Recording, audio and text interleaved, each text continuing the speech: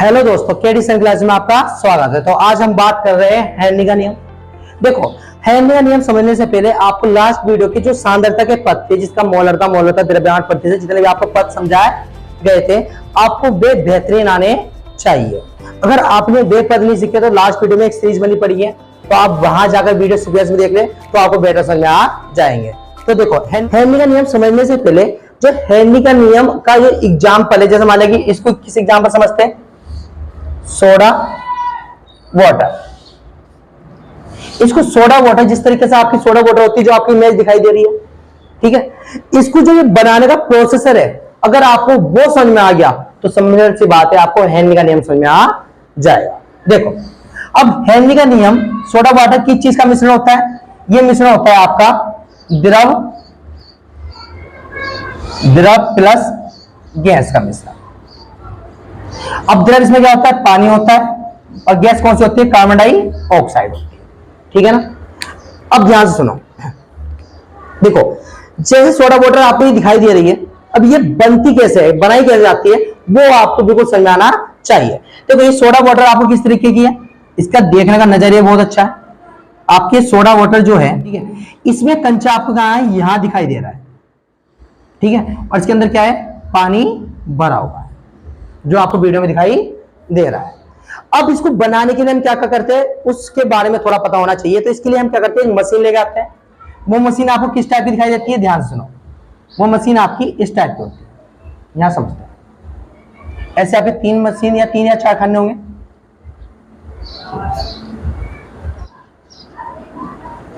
जो आपको वीडियो में दिखाई दे रहे हैं, ठीक है, इस टाइप की मशीन। अब इसमें आपको ये सोडा वाटर इसके अंदर रख देनी है। अब आपको इस तीनों सोडा वाटर रख दिया। अब आपको क्या होता है, इस सोडा वाटर में, जो आपको मशीन में सोडा वाटर रखती हुई दिखाई दे रही है, अब इसमें क्या लगाया जाता है? दाब लगाया जाता है। अब दाब क्यों लगाते हैं? क्योंकि इस सोडा वाटर में, इस पानी में हमें क्या घोलनी पड़ती है? गैस घोलनी पड़ती है। वो गैस कौन सी होती है? Carbon dioxide. तो वो जो दाब लगाया जाता है गैस घोलने के लिए, वो क्या चीज होती है? तो उसको आप हाथ से भी लगाते हैं कोई लोग, और किसी के पास क्या होती है? मशीन भी होती है। वो मशीन किस टाइप की होती है? इसके अंदर 3 नोजल लगी होती है, जैसे ये नोजल लगी है, ठीक है। अब इस नोजल से हम क्या कर देंगे? एक कनेक्ट सिलेंडर कर देंगे, जिसके अंदर क्या होगी? CO2 भरी होगी। ये क्या आपका सिलेंडर है, इसके अंदर कार्बन डाइऑक्साइड भरी होगी, जो कार्बन डाइऑक्साइड यहां से निकलेगी और वो इस नोजल की सहायता से इस द्रव के अंदर क्या होगी? घुलेगी। और एक आपके पास क्या होता है? दाब मापने का क्या करता है? यंत्र है, दाब मापी। जो आपके पास क्या होता है? दाब मापी। जो दाब मापने का क्या करेगा? काम करेगा कि दाब कितना लगा रहे हो। और वो दाब हाथ से भी लगा सकते हो, ये आप मशीन टाइप जो आपको दिखाई दे रही है, आप उससे भी लगा सकते हो। तो जैसे आप यहां से दाब लगाते हो, तो जो ये गैस है, ये गैस सिलेंडर में से निकलेगी, और ये गैस आपकी इस बोतल के अंदर जाएगी, और उस बोतल से क्या होगा? जो द्रव है, जो आपका पानी है, ये द्रव इस पानी, सॉरी, गैस द्रव में क्या हो जाएगी? घुलने लग जाएगी। अब जैसे आपकी एक निश्चित दाब पर, एक फिक्स दाब पर, एक निश्चित दाब पर, दुकानदार वालों को पता होता है कितना दाब लगाना है। निश्चित दाब पर एक निश्चित दाब लगा लेते हैं, और एक निश्चित दाब पर जब हम इस बोतल को बाहर निकालते हैं तो हमें एक जादू देखने को मिलता है, और वो जादू बहुत प्यारा सा होता है। जो आपका ये कंचा नीचे था, तो वो ऐसे टॉप में आ जाता है। अब जब ये कंचा टॉप में आ जाता है, ऊपर से इसको प्रेस करते हैं और सोडा वाटर घट करके पी जाते हैं। परंतु समझने वाली बात क्या है, ये कंचा ऊपर आया कैसे, वो सबसे समझने वाली बात है। तो देखो, इसको समझते हैं। जब आप यहां से दाब लगा रहे थे, तो गैस आपकी इस द्रव के अंदर क्या हो रही थी? घुल रही थी। और वो जो गैस थी, वो किस में अवस्था होनी चाहिए? वाष्प अवस्था में होनी चाहिए। कौन सी होनी चाहिए? वाष्प अवस्था। मेरी बात ध्यान रखना।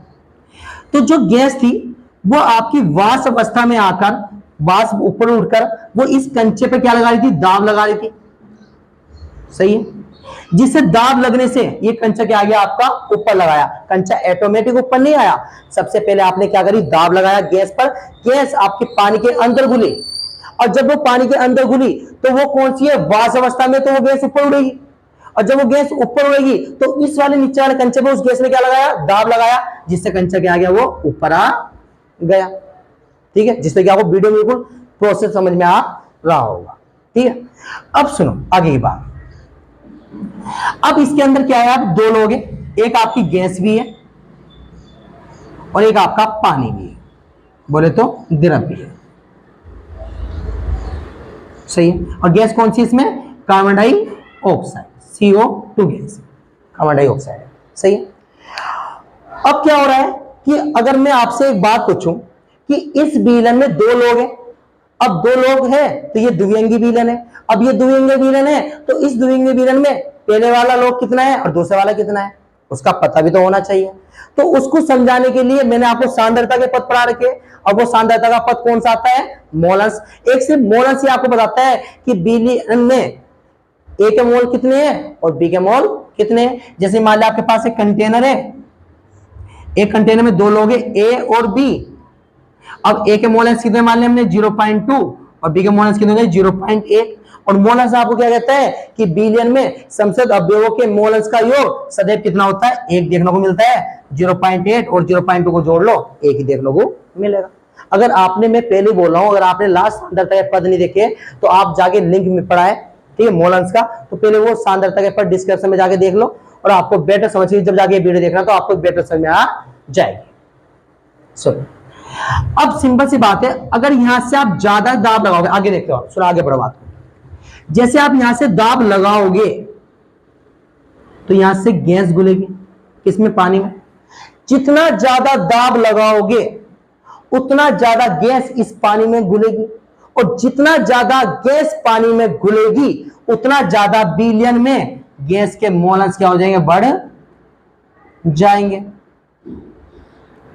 गैस के मोलस बढ़ जाएंगे, कार्बन डाइऑक्साइड के मोलस बढ़ जाएंगे। तो सिंपल सी बात है कि आप अगर दाब लगा रहे हो गैस पर तो गैस पानी में घुल रही है, और जितना ज्यादा गैस पर दाब लगाओगे उतना ज्यादा गैस पानी में क्या होती है, घुलती चली जाएगी। तो वही बात मैं समझाने का प्रयास कर रहा हूं।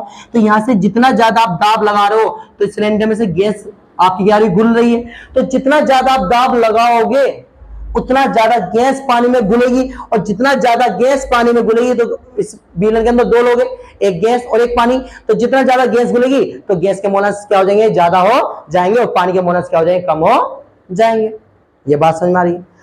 तो जितना ज्यादा अगर कम दाब लगाओगे तो उतना ज्यादा इस बोतल में गैस क्या होगी, कम घुलेगी, और जितना ज्यादा गैस कम घुलेगी उतना ज्यादा गैस के मोलस क्या आएंगे, कम आएंगे। तो हम मोटी मोटी बात बोल सकते हैं कि जो आप ये दाब लगा रहे हो वो समानुपाती किसके हो जाएंगे, गैस के मोलस के, गैस के मोलस के। सही है, अगर दाब बढ़ेगा तो गैस के मोलस भी बढ़ेंगे, और दाब घटेगा तो गैस के मोलस भी घट जाएंगे। ठीक है, दाब को लिखते हैं P से, और गैस मोलस को लिखते हैं हम H से, और गैस को लिखते हैं G से। यस, ठीक है।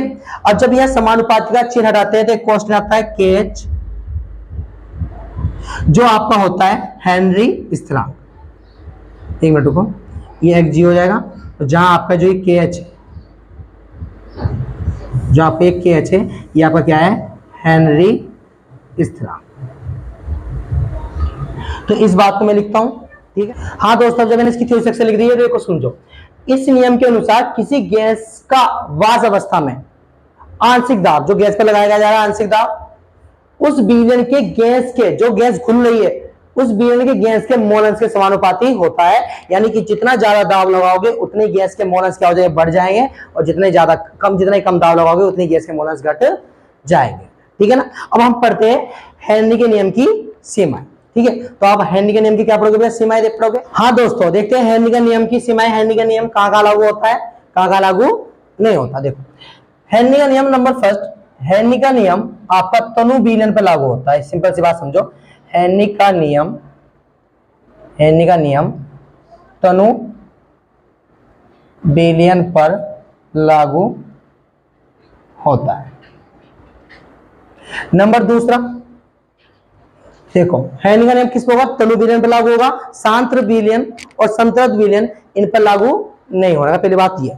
दूसरा, आपका निम्न दाब तथा उच्च दाब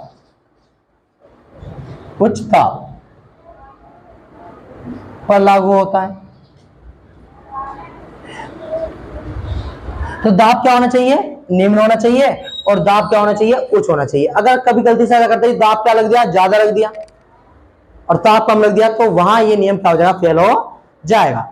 तीसरा आपको जो गैस के साथ जो आपकी गैस है वो विलायक से क्रिया ना करे, जो पानी होता है उस पानी से साथ क्रिया ना करे। तो सिंपल सी बात है, अगर वो गैस पानी से क्रिया कर लेगी, मतलब विलायक से क्रिया कर लेगी, तो विलायक के अंदर ही घुल जाएगी, वाष्प अवस्था में होने की नहीं, और जब वाष्प में नहीं होने की तो सिंपल सी बात है ऊपर उड़ने की नहीं, ठीक है ना, वो दाब लगाने का नहीं और कंचा ऊपर जाने वाला नहीं। तो वही बात है कि जो आपकी गैस है, गैस विलायक से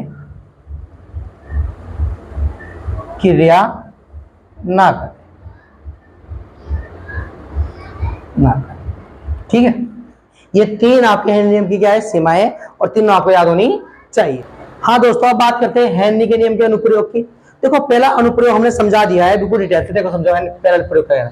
शीतल पेय अथवा सोडा वाटर में कार्बन डाइऑक्साइड की विलयता बढ़ाने के लिए बोतल को उस दाब पर बंद कर दिया जाता है। वो तो जब आप ढक्कन लगाते हो ऊपर से, तो इसलिए लगाते हैं कि जिससे कार्बन डाइऑक्साइड की विलयता क्या हो जाए? बढ़ जाए, जिससे वो घुली रहे। और जैसे आप ढक्कन को खोलते हो तो दाब क्या कर देते हो? कम कर देते हो, जिससे गैस क्या हो जाती है? पूरी ऊपर घुल मतलब उड़ जाती है, ठीक है ना। दूसरा नियम देखो, दूसरा क्या कहता है अनुप्रयोग। देखो दूसरा अनुप्रयोग समझने से पहले देखो एक बात चीज देखो, आप क्या करो, आप वीडियो में देख रहे हो आप ये क्या होते हैं? गोताखोर होते हैं। अब गोताखोर क्या होते हैं? जैसे ये समुद्र में जाते हैं तो इन गोताखोर के पास क्या होता है? एक सिलेंडर होता है जिससे हम सांस लेते हैं। तो इस सिलेंडर के अंदर दो चीज होती है, एक नाइट्रोजन गैस भरी होती है, एक हाइड्रोजन गैस भरी होती है, जिससे पाइप की सहायता से हम क्या लेते हैं? सांस के द्वारा लेते हैं, ठीक है ना। ये बात आपको वीडियो में दिखाई दे रही होगी। तो समझो, जैसे आपके गोताखोर क्या होते हैं? ये नीचे जाते हैं, जैसे मान लो पानी है, तो जैसे मान लो आपके पास ये गोताखोर है, ठीक है। अब जैसे गोताखोर क्या रहा है? धीरे धीरे नीचे जा रहा है, सही है। तो जब ये ऊपर था, सतह पे था, तो तब उस पर कौन दाब लगाया था? ओनली वायुमंडल, सही है। अब जब ये नीचे आया तो अब इस पर कौन दाब लगा रहा है? पानी लगा रहा है, पानी का दाब, माध्यम बदल गया ना, तो पानी का दाब लगेगा। और जितना ज्यादा ये नीचे जाता रहेगा उतना ज्यादा दाब बढ़ता चला जाएगा। यानी यहां से नीचे जाने पर दाब क्या हो रहा है? बढ़ रहा है। और जब दाब बढ़ रहा है तो हेनरी का नियम ये कहता है कि जब दाब बढ़ता है तो जो गैस होती है उस गैस के मतलब किसी विलय में गैस के मोलस क्या होते हैं? बढ़ जाते हैं। अब गैस कौन है सिलेंडर हमारे पास? नाइट्रोजन और हाइड्रोजन, और नाइट्रोजन हाइड्रोजन कहां घुलेगी? सही है, विलायक बताओ। तो जो हमारा रक्त होता है, जो प्रवाह होता है, जो खून होता है, तो उसके अंदर क्या हो जाएगी? घुलनी चालू हो जाएगी। मतलब जितना ज्यादा नीचे जाओगे उतना ज्यादा आपका क्या बढ़ेगा? दाब बढ़ेगा। और दाब बढ़ने से जो आपका रक्त है उस रक्त में नाइट्रोजन और ऑक्सीजन की विलयता क्या हो जाएगी? बढ़ जाएगी। अब इसका अपोजिट देखो, जैसे गोताखोर क्या आएंगे? ऊपर आएंगे, सतह पे आएंगे। जैसे गोताखोर क्या आएंगे? सतह पे आएंगे, मतलब ऊपर जाएंगे, तो सिंपल सी बात है दाब क्या होगा? कम होगा। इसका अपोजिट दाब क्या होगा? कम होगा। और जितना दाब कम होगा तो जो गैस की विलयता घुली हुई है अब वो क्या होगी? बाहर निकलेगी। समझ आई बात? जो रक्त में आपकी नाइट्रोजन ऑक्सीजन की गैस की विलयता घुल गई है अब वो क्या होगी? बाहर निकलेगी। अब साधारण रूप से जब वो बाहर निकलेगी, जब ये सतह पे आ जाएंगे तो साधारण रूप से उनको फेफड़ों से बाहर आना चाहिए, परंतु जब ये एकदम से खुलेगी तो ये आपके रक्त में ऐसे बुलबुले के रूप में क्या होगी? बाहर निकलेगी। पूरी कोशिका को फाड़ती हुई बुलबुले के रूप में क्या होगी? बाहर निकलेगी, जिससे आपका रक्त का प्रवाह क्या होता है? रुक भी जाता है, जो आपके लिए क्या होता है? घातक सिद्ध भी हो सकता है, जिससे आपकी मृत्यु भी हो सकती है।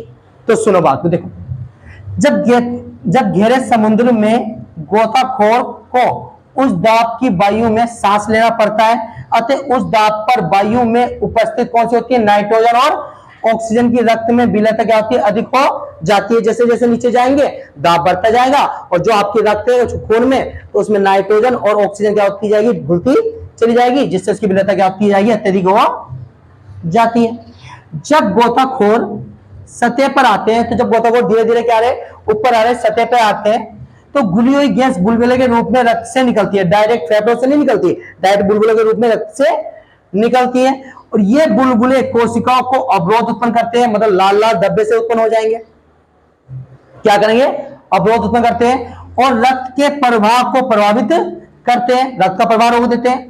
परिणाम स्वरूप गोताखोर को अत्यधिक पीड़ा होती है, जब बुलबुले के रूप में से बाहर निकलेंगे तो पीड़ा तो अत्यधिक होगी, सिंपल सी बात है, जो कभी कभी घातक सिद्ध हो सकती है, मतलब आपकी मृत्यु भी हो सकती है।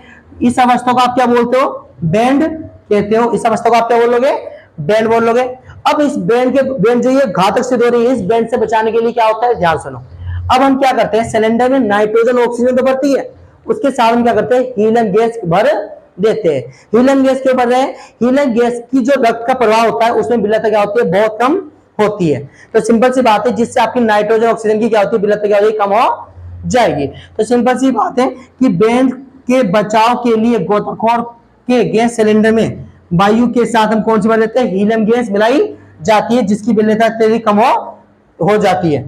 और सामान्यतः गैस सिलेंडर में हीलियम कितनी होती है, 11.7%, नाइट्रोजन 7.2% और आपकी O2 बोले तो ऑक्सीजन कितनी होती है, 32.1% भरी होती है। इस टाइप से आपको पता चलता है, ठीक है ना। अब मिलते हैं आपके हम इसके नेक्स्ट वीडियो में।